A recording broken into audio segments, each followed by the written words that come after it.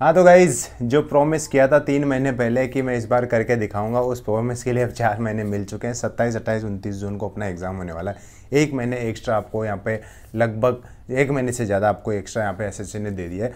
देखो, कुछ चीज़ें हैं जो अब हमें एक्स्ट्रा करनी पड़ेगी, बिकॉज जो 1 महीने एक्स्ट्रा मिला है हमें, कई लोग तो इसको ऐसे लेंगे कि यार 1 महीना और मिल गया, बड़ा चिल है, अब थोड़े दिन और चिल मार लेते हैं, 1 महीने के बाद आराम से फिर से पढ़ाई करेंगे जो टाइम बचा है। लेकिन जो एक्चुअल में एस्पिरेंट है, जो सिलेक्शन लेके जाएंगे, वो डिफरेंटली लेंगे इस चीज़ को, वो उस हिसाब से तैयारी करेंगे अब 1 महीने में भी, कि जो एक्स्ट्रा महीना, 1 महीने से ज़्यादा टाइम जो एक्स्ट्रा मिला है उनको, कि कैसे ज़्यादा से ज़्यादा स्कोर करा जाए और कैसे इसी बार फाइनल सिलेक्शन लेके जाना है आपको।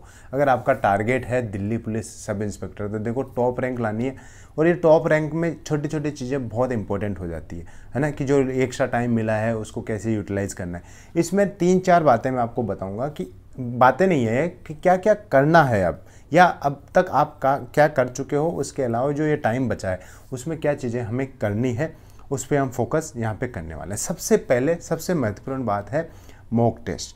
अब मैंने उस वीडियो में बताया था कि लास्ट के 1 महीना या 40 दिन 45 दिन जब आपके पास बचे, उस टाइम टेबल के हिसाब से तो आप मॉक लगा लेना। लेकिन अब हमारे पास जैसे एक्स्ट्रा टाइम यहाँ पे अपने को मिल गया है, लेकिन 13 मई शायद उसके आसपास अपना एग्ज़ाम होने वाला था, अभी 26, तो लगभग 1.5 महीने का टाइम यहाँ पे एक्स्ट्रा बच गया। तो अब आप जो मॉक टेस्ट है ना, लगभग 50 डेज़ के लिए आप मॉक टेस्ट लगाओ। सबसे इंपॉर्टेंट चीज़ है जो, क्योंकि आपने तैयारी करी है मई के हिसाब से, अब एग्ज़ाम हो रहा है जून में, तो जो एक्स्ट्रा महीना है अब उसमें ऐसा नहीं कर सकते आपकी जो पढ़ा है उसी को आप वैसे ही रेंग के चलना है। अब उस टाइम को आपको यूटिलाइज़ करना है मैक्सिमम मॉक देने में। तो मॉक अब ज़्यादा देना है आपको, लगभग जो 1 महीना हम टारगेट लेके चलना है, उस मॉक को 1.5 महीना या 2 महीने 50 डेज़ के लिए आपको मॉक लगाना है। ठीक है, अल्टरनेट मॉक कर सकते हो शुरू के 20 दिन में, उसके बाद जो लास्ट का महीना है उसमें आपको दबा के मॉक लगाने हैं, मतलब 25 मॉक लगभग लगा देना है। लास्ट के 5-7 दिन छोड़ के आपको मॉक जरूर लगाना है। मॉक कहाँ से लगाना है? टेक्स्ट बुक से। शुरू में बता देता हूँ, टेक्स्ट बुक का जो अभी सिनारियो है मॉक लगाने का, और जो कंटेंट उस पर है अनमैचेबल है। टेक्स्ट बुक लगाओगे तो आपको ऐसे टेंशन सी नहीं रहेगी कि मुझे मॉक कहाँ से लगाना है। Go for text book, blindly you can go for text book. और जो टेक्स्ट बुक के सीपीओ के जो प्रीवियस ईयर के मॉक है वो भी लगा के देखना स्टार्टिंग में। और अभी एक सिलेक्शन मेरा हक ऐसे करके कोई सेल भी चल रही है, उसमें आपको 12% ऑफ मिलेगा अगर मेरा कूपन कोड यूज़ करेंगे तो। और उसमें क्या है, जो पास प्रो है उसका वो तो 378 में मिलेगा आपको, और जो पास है 263 रुपये में मिलेगा। दूसरी चीज़ है, वो सबसे इम्पोर्टेंट है। देखो, हमने लेके चला था टारगेट मई के हिसाब से, अब हमारा एग्ज़ाम हो रहा है जून में, तो हमारे पास जो रिवीजन स्ट्रेटजी है वो थोड़ा सा चेंज है उसमें। अब रिवीजन स्ट्रेटजी अपनी होनी चाहिए 30, 15, 5। ये रूल बताता हूँ। पहला 30 दिन के हिसाब से, फिर 15 दिन के हिसाब से, फिर 5 दिन के हिसाब से। समझाता हूँ, ये 3 रिवीजन है। अब रिवीजन 1 अभी कर लो, साइड में थोड़ी पढ़ाई आपको चालू रखनी है, थोड़ा सा नया कंटेंट भी आपको ऐड करना है, कर सकते हो आप 1 महीना एक्स्ट्रा आपके पास। लेकिन अब जो आपको रिवीजन करना है, 1 महीना इस हिसाब से रिवीजन करना है कि जितना कुछ पढ़ा है, मैथ्स, रीजनिंग, जीएस, इंग्लिश में सारा कुछ पढ़ डालो एक बार। 30 दिन में ऐसा आपको पढ़ लेना है। थोरो रिवीजन है इसको, मतलब क्या बोलते हैं, एक कंप्लीट रिवीजन है।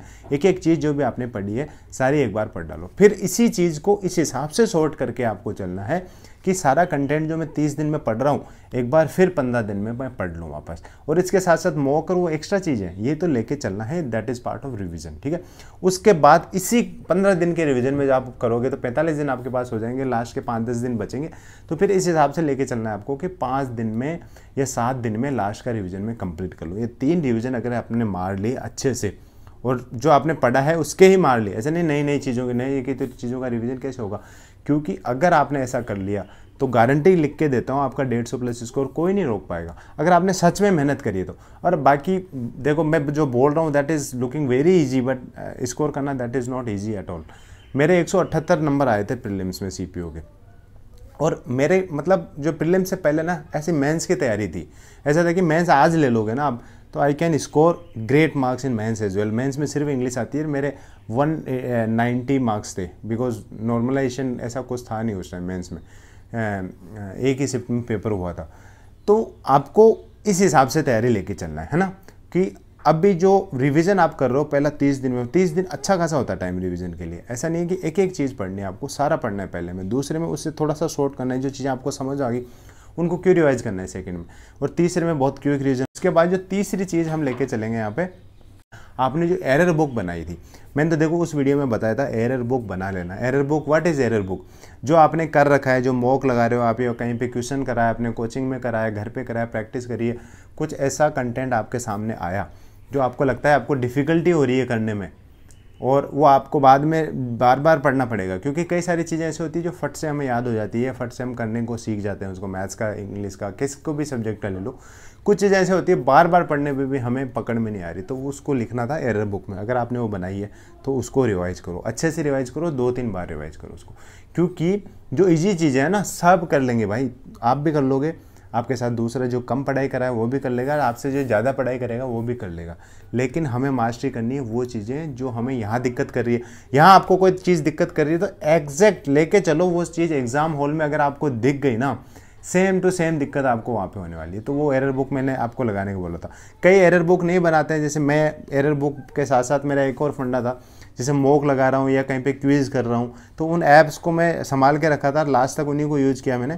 तो वहाँ पे बुक मार्क कर देता था, कोई भी जैसे वन वर्ड आ गया कोई, तो उसको बुक मार्क कर दिया, कोई अच्छा क्वेश्चन मुझे दिख गया किसी ऐप में सेक्शनल क्यूज़ में, तो उसको बुक मार्क कर दिया। तो वो सारे बुक मार्क आप ट्राई करो, एक बार रिवाइज कर लो। क्योंकि रिवीजन एग्जैक्टली करना क्या क्या है, देखो रिवीजन का सिंपल सा फंडा है। मैथ्स में हम क्या करते हैं, रिवीजन के पहले आप एक टॉपिक उठाओ, उसके फॉर्मूले अच्छे से पढ़ो, फॉर्मूलों को अच्छे से याद कर लो, और उसके साथ 50 क्वेश्चंस लगा लो। 50 मोर देन एनफ है। एक दिन में आप एक टॉपिक के 50 क्वेश्चन लगा रहे हो, ऐसे इजी नहीं होता। बोलने में तो मैं बोल दूँ 100 क्वेश्चन लगा लो, 200 लगा लो, बट 50 में अच्छा खासा टाइम आपका चला जाएगा।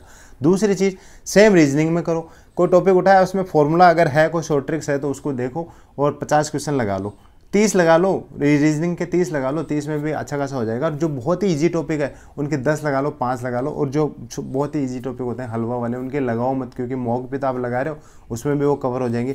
उसके बाद इंग्लिश में क्या करना है, एक टॉपिक उठाओ ग्रामर का और उसके कुछ क्वेश्चंस लगा लो जो बुक के पीछे दिए हुए हैं, या कहीं से आपने प्रीवियस ईयर के क्वेश्चन जुगाड़ रखे हैं तो वाले कर लो। और उसके बाद क्या करना है, वोकैब को आपको रिवाइज करना है। जो पढ़ी है आपने वोकैब उसको तो डेफिनेटली रिवाइज करना है, और प्रीवियस ईयर को ज़्यादा रिवाइज करना है। उसके बाद जीएस में करंट अफेयर्स के आपने अब वीडियो डाउनलोड कर देना है, और उन्हीं वीडियोस को बार बार पढ़ना है। 9 महीने के लगभग आप देख लो, 2-3 बार एक वीडियो को देखना है आपको। नोट्स की जरूरत है नहीं करंट अफेयर की, और जो जीएस का स्टैटिक पार्ट है उसको रिवाइज करो। ये रही बात रिवीजन की। उसका जो नेक्स्ट पॉइंट मैं बताना चाहता हूँ, देखो नंबर ऑफ आवर्स जो है ना पढ़ने के, वो थोड़े से बढ़ा दो। 5 घंटे पढ़ रहे हो तो 6 घंटे कर लो, 6 पढ़ रहे हो तो 7 कर लो, 7 पढ़ रहे हो तो 8 कर लो। Try to maximise it, because ये टाइम वापस नहीं आएगा। बिकॉज अब आगे जाके हमें इंग्लिश करनी है। जैसे आपकी इंग्लिश है अभी प्रीलिम्स में, कहीं ना कहीं उससे थोड़ी सी इंप्रूव होकर मेंस में जाएगी, लेकिन मैथ्स, रीजनिंग और जीएस करने का मौका आपको वापस नहीं आएगा, और ये स्कोर ही मैटर करेगा। 310 पे दिल्ली पुलिस मिल रही होगी, 309 पे सीआईएसएफ मिल रही होगी, वहाँ पे आपको एक एक नंबर की महत्व पता चलेगी। इसलिए यहाँ पे इग्नोरेंस लाना ही नहीं है, बिल्कुल भी ढिलाई नहीं बरतनी। लास्ट का जो 1.5 महीना बचा है अपने पास, 2 महीने का टाइम जो लगभग बचा है, और 3-4 छोटी मोटी चीज़ें। देखो कई लोगों को जोश रहता है कि सीपीयू की तैयारी कर रहे हैं तो फिजिकल आपका अच्छा होना चाहिए। अब भी आप एक्सरसाइज कर रहे थे तो मत करो, लास्ट के दिनों में आपको अपने आप को एग्जॉस्ट करने की जरूरत नहीं है। हल्का फुल्का आप कर सकते हैं घर पे, मेडिटेशन वगैरह, योगा वगैरह, बट ये अभी जो क्या करना है, आपको डाइट पे कंट्रोल रखना है। ज़्यादा पहलना नहीं है, पहल के नहीं खाना है, और वेट नहीं बढ़ाना, ठीक है, सिंपल सी बात है। दूसरी चीज़, इंग्लिश को अपना हाई प्रायोरिटी हमेशा ही देनी है। इसमें भी इंग्लिश को ऐसे लेके नहीं चलना है कि ये वाला पार्ट में मेंस में कर लूँगा, डू इट राइट अवे। जो प्रीलिम्स में आपको बिल्कुल नहीं छोड़ना है। मैथ्स में 40 के आसपास आ रहा है स्कोर, चलेगा, बट इंग्लिश में ट्राई करो मैक्सिमम आ रहा हो आपका, क्योंकि वही आपको एक्चुअल में अच्छी पोस्ट यहाँ पे दिला के ले जाएगा। और ज़्यादा पोस्ट होती नहीं है, तो अच्छी पोस्ट का मतलब सारी एसआई की पोस्ट अच्छी है यहाँ पे। कई टॉपिक्स थे ऐसे कि आपने पहले ऐसे प्लान किए होंगे कि यार 13 मई के हिसाब से आपका एग्ज़ाम लेके चलते हैं, मई के हिसाब से, कि ये वाला मैं छोड़ देता हूँ बिकॉज मेरे पास थोड़ा सा टाइम कम बचा है। और कई ये वाइज डिसीजन होता है कि जो टॉपिक मैंने पढ़ा नहीं है, लास्ट के मोमेंट पे पढ़ के जाने में फ़ायदा भी नहीं है। But now that we have extra time, आप उस टॉपिक को करो और अभी अपनी लिस्ट में ऐड कर दो। मतलब छोड़ने वाली कोई छोटी मोटी चीज़ें हैं उनको भी आप कवर कर लो, ये भी एक चीज़ आप इसमें ऐड। और कुछ और पॉइंट है, जैसे कि मॉक एनालिसिस ज़्यादा डीप नहीं करना है आपको, ऐसे कि 2-3 घंटे लेके एनालिसिस के लिए बैठे हो। जो अच्छे अच्छे क्वेश्चन हैं उनका फटाफट एनालिसिस करना है और आगे बढ़ना है। और इसके अलावा सोशल मीडिया, नए बैच वगैरह इनको ज्वाइन नहीं करना है। जैसे सोशल मीडिया पे जो नए नए क्वेश्चंस कराते हैं लोग कि सीपीयू में यही पूछा जा रहा है, यही यूट्यूब पे एक बैच चल जाएगा कि सीपीयू के लास्ट 30 डेज़ का बैच, उनसे दूर रहो। जितना हो सके सेल्फ स्टडी पे भी फोकस करना है और अपना जो पढ़ रखा है उसी को ज़्यादा से ज़्यादा रिवाइज करना है। This is all in this video guys. मिलते हैं दिल्ली में या कहीं और आपके कंधों पे 2 तारों के साथ। This is all in this video guys. Thank you, thanks for watching.